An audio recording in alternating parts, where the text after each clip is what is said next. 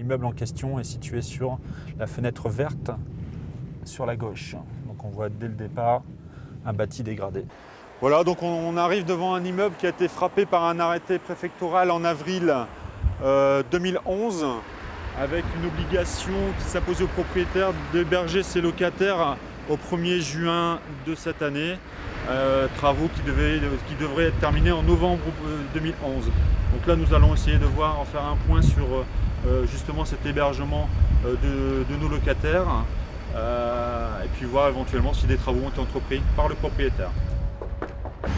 Bonjour madame, vous allez bien? Donc, voilà, donc je te présente l'immeuble en question. Fenêtre fixe, donc absence de pouvoir ventiler la pièce. On a un souci sur l'inondation de la cave par des eaux usées. L'escalier qui est absolument pas sécurisé.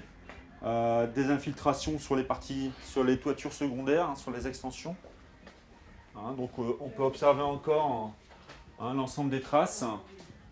La cuisine, une chaudière qui a effectivement été remplacée. Le jour de la visite initiale, la chaudière était d'une part non conforme en termes d'évacuation et d'autre part ne fonctionnait plus. Donc nos locataires ne disposaient plus d'eau chaude ni de dispositif de chauffage.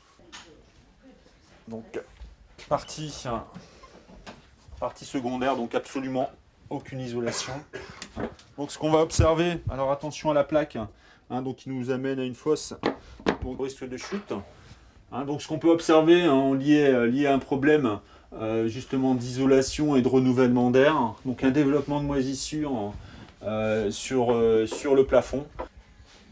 Ici nous allons aller vérifier que certains travaux d'urgence ont été réalisés, sachant qu'on avait dû prendre en parallèle de l'arrêté d'insalubrité un arrêté de péril. Une souche de cheminée était présente ici, qui effectivement menaçait l'intégrité des personnes. Autre gros problème qu'on avait ici, effectivement. Alors ici, ce problème a été traité. Donc d'une part, nous avions un arbuste qui poussait sous le chéneau, qui donc menaçait l'ensemble de la stabilité de la maçonnerie.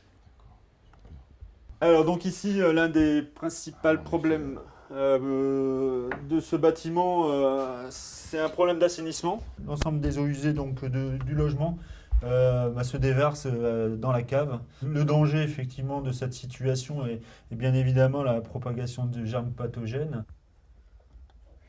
Donc on va passer à l'étage pour s'assurer effectivement que la chambre arrière, une partie des travaux ont été effectués. C'est pas suffisant ce qui nous a fait de toute façon travaux pour le plomb. En dépit du remplacement du bloc-porte, on a encore la présence de menuiseries anciennes qui laissent apparaître toujours de plomb dans les peintures. Vous le savez, l'arrêté préfectoral du mois d'avril 2011 imposait à votre propriétaire une obligation d'hébergement, donc de votre famille, donc, afin de permettre la réalisation effectivement de travaux de grosses œuvres. Aujourd'hui, on est passé, la date du 1er juin est aujourd'hui dépassée. Donc votre propriétaire n'a pas satisfait à cette obligation, donc la puissance publique va se suppléer à la carence du propriétaire, donc va vous proposer effectivement un hébergement qui vous permettra donc de sortir du logement, sachant que les loyers qui seront à ce moment-là dus à ce bailleur public sera payés par votre propriétaire. J'ai vu mon propriétaire, du moins le gérant de la maison, j'ai demandé pour la chaudière. Et il m'a dit, il n'y a pas de chauffage. J'ai dit, écoutez, j'ai pas de chaudière, j'ai un bébé qui vient de sortir de l'hôpital qui a failli mourir. Moi, il faut pas laisser un bébé sans chauffage. Il m'a dit, non, vous avez cassé la chaudière, vous payez la chaudière. J'ai dit, non, ça marche pas comme ça. Donc, j'ai été voir au service d'hygiène pour savoir comment je pouvais faire. Et j'ai expliqué l'état de la maison. Donc, ils ont proposé de venir constater. Et en venant constater, ils ont constaté que c'était insalubre. Et le propriétaire, ça fait 10 ans que je lui dis qu'il y a des travaux à faire, parce que moi, ça va faire 11 ans que je suis ici.